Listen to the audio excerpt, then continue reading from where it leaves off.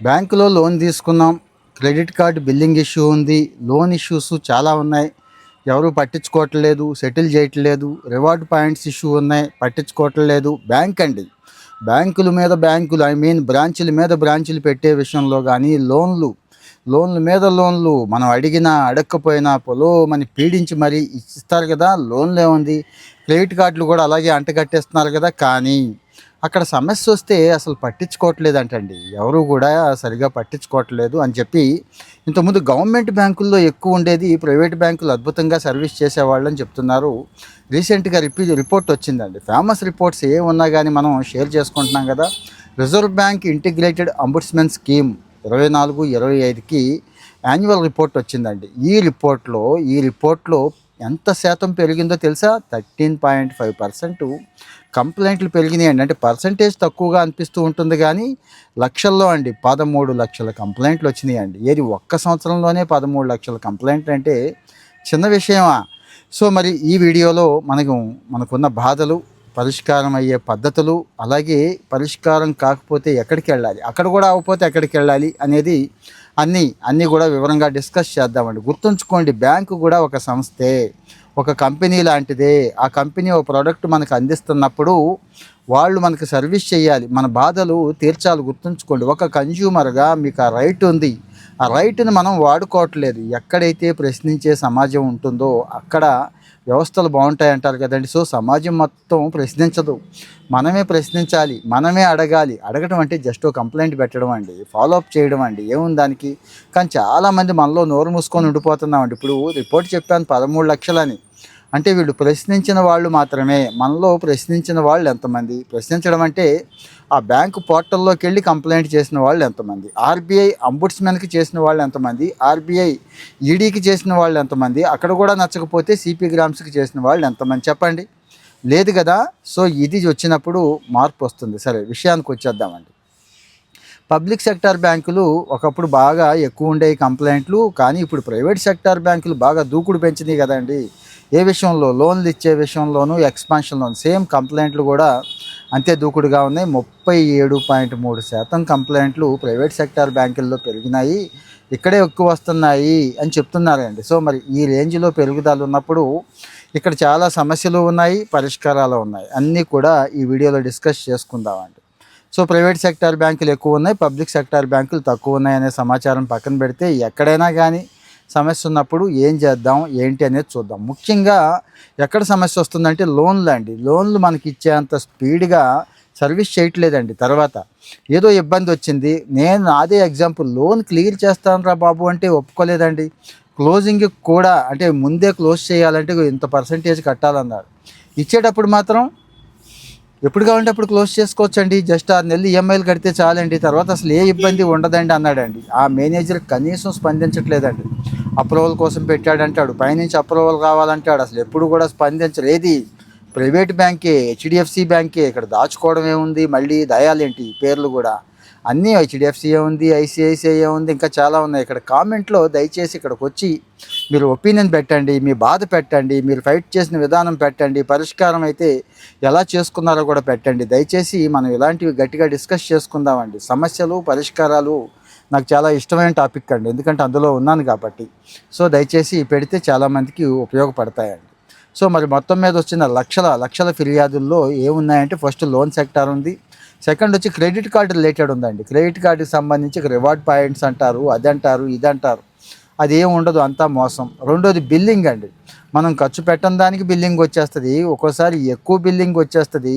ఇవి కూడా పట్టించుకోవట్లేదు. మోసాలు, క్రెడిట్ కార్డు రిలేటెడ్ మోసాలు జరిగినప్పుడు బ్యాంకు వాళ్ళ పాత్ర కూడా, బ్యాంకు వాళ్ళ నిర్లక్ష్యం కూడా ఒక్కోసారి ఉంటుంది, పట్టుకోండి, అది కూడా పట్టించుకోండి. ఇంతకుముందు డిజిటల్ బ్యాంకింగ్ మీద వచ్చాయండి ఎక్కువగా, ఇది ఆన్లైన్లో అది ఉంది ఇది లేదు, లేకపోతే మొబైల్ యాప్ బ్యాంకింగ్లో అది ఉంది ఇది ఉంది, ఇలాంటివి ఉండేవి. అవి తగ్గుతున్నాయండి లక్కీగా, అంటే దాని మీద దృష్టి పెడుతున్నారు, సంతోషమే, అవి తగ్గుతున్నాయి. కానీ కస్టమర్ కేర్ మానేశారండి. కస్టమర్ కేర్ వాడు ఎంతసేపు ఫోన్ చేసి మీ టైం అయిపోయింది, లోన్ కట్టండి, లేకపోతే క్రెడిట్ కార్డు పెంచే అవకాశం ఉంది, పెంచుకుంటారా, లేకపోతే అదిగో ఆ లోన్ అవకాశం ఉంది, మీకు ఇది ఉంది, లేకపోతే అదిగో ఆ మ్యూచువల్, బ్యాంకుకి ఏం సంబంధం అండి, మ్యూచువల్ ఫండ్ ఉంది కడతారా, లేకపోతే ఇన్సూరెన్స్ ఉంది కడతారా, ఇలాంటివండి ఎక్కువ. అంటే ప్రోడక్ట్లు అమ్ముకోవడం మీద పెట్టే దృష్టి, మనం కంప్లైంట్ చేస్తే అరే బాబు నాకు ఈ బాధ ఉంది తీర్చంటే దాని మీద పెట్టట్లేదండి. ఇంకా కొన్ని చోట్ల ఈ డిజిటల్ ప్రోడక్ట్స్ ఏవైతే ఉన్నాయో వాటిని పెంచుకోవడం కోసం పెడుతున్నారు. పెంచితే పెంచుకున్నారు, ఆ ప్రోడక్ట్ ఏమైనా తీసుకుంటే మనం దానికి సర్వీస్ ఉండదండి, నాణ్యత ఉండదు, అసలు అది ఏ క్వాలిటీ కూడా ఉండదండి.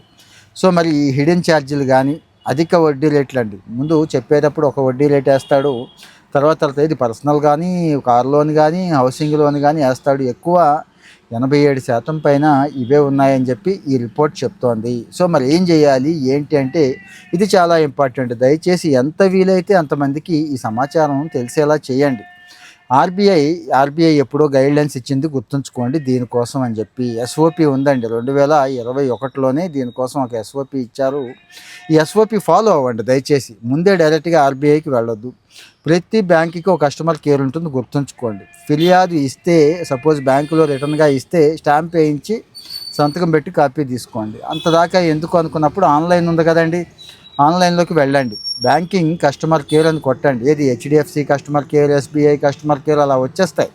కొట్టండి, వస్తుంది. అక్కడికి వెళ్ళి చేయండి. ఆ ప్రింట్అవుటో లేకపోతే స్క్రీన్ షాటో తీసి ఉంచుకోండి. 30 రోజులు టైం ఇవ్వండి వాళ్ళకి. 30 రోజుల్లో రెస్పాండ్ అవుతారు, చేస్తారు. చేయలేదు అనుకుందాం, అది కూడా చూపిస్తూ, దాన్ని కూడా ఎవిడెన్స్కు చూపిస్తూ ఇప్పుడు ఒక వెబ్సైట్ చెప్తున్నాను, అక్కడికి వెళ్ళండి. cms.rbi.org కొట్టండి. cms.rbi.org.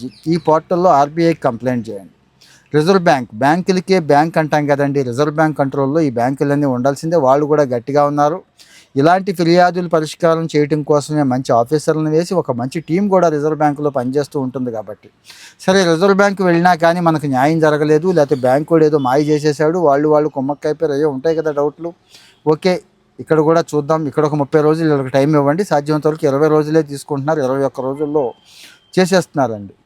24 ఆర్బీఐ ఆఫీసులు ఉన్నాయి దేశవ్యాప్తంగా. చూడండి, సపోజ్ ఆంధ్ర నుంచి పెడితే ఆంధ్ర ఆర్బీఐకి, తెలంగాణకి పెడితే తెలంగాణ ఆర్బీఐ శాఖకి వెళుతుంది. వాళ్ళు సాధ్యమైనంత వరకు ఆ బ్యాంక్ వాళ్ళని పిలుస్తారు, మిమ్మల్ని పిలుస్తారు. సాధ్యమైనంత వరకు ఆ మధ్యవర్తిత్వం ద్వారానే చేయడానికి ట్రై చేసేస్తారు. ముందు మనకి సర్వీస్ కదండి కావాల్సింది, వాడికి పనిష్మెంట్లు అయ్యి తర్వాత సంగతి. ఒకవేళ నిజంగా అక్కడ నేరం, ఘోరం, అన్యాయం జరిగింది, పనిష్మెంట్ కావాలంటే మీరు పట్టుపట్టచ్చు. ఫలానా బ్యాంక్ ఆఫీసర్ని శిక్షించాల్సిందే, డిసిప్లినరీ యాక్షన్ తీసుకోవాల్సిందే అని అడగొచ్చండి. సో మీడియేషన్ ద్వారా చేస్తారు. ఇక్కడ కూడా మీకు న్యాయం జరగలేదు అని అనిపిస్తే బ్యాంకింగ్లో రిజర్వ్ బ్యాంక్ ఈడీ ఉంటారండి, ఎగ్జిక్యూటివ్ డైరెక్టర్, అదే పోర్టల్లో ఆయనకు అప్పీల్ చేసుకోవచ్చు. అంటే నెక్స్ట్ లెవెల్ అన్నట్టు, మీరు అదే కంప్లైంట్ని ఎస్కలేట్ చేయొచ్చు. అప్పీల్ చేస్తాడు. అప్పీల్ అయ్యాక ఆయన మళ్ళీ ఒక 20 రోజులు 30 రోజులు టైం కావాలి కదండి, ఆ టైం తీసుకుంటాడు, చేసేస్తాడు. ఇక్కడ కూడా అవ్వలేదు అనుకుందామండి, ఒక మంచి బ్రహ్మాయుధం లాంటిది ఇస్తాను మీకు. సిపి గ్రామ్స్ అని ఒక పోర్టల్ ఉంటుందండి. సిపి గ్రామ్స్ ప్రధానమంత్రి గారు ప్రత్యేకంగా ఫిర్యాదుల పరిష్కారం అంటే ఇక్కడ పెడితే నాకు ఇచ్చినట్టే, ఇక్కడికి వచ్చి ఫిర్యాదు చేయండి అని చెప్తారు. సో మనం ముందు బ్యాంకుని అప్రోచ్ అయ్యాం, తర్వాత రిజర్వ్ బ్యాంకుని అయ్యాం, తర్వాత ఈడీకి కూడా అప్పీల్ చేసాం. న్యాయం జరగని పక్షంలో ఇక్కడికి వచ్చేసి ఇక్కడ అప్పీల్ చేయండి.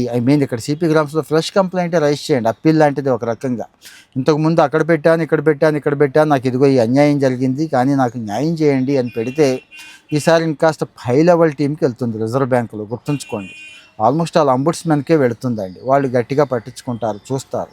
సో మరి బ్యాంకులు మన మీద ఆధారపడి ఉన్నాయి తప్పించి మనం బ్యాంకుల మీద ఆధారపడలేదు అనేది ఒకటి గుర్తుంచుకోండి. వాళ్ళు కూడా సేవా సంస్థే, సర్వీస్ ఇవ్వడం కోసమే నడుపుతున్నారు అనేది గుర్తుంచుకోవాలి.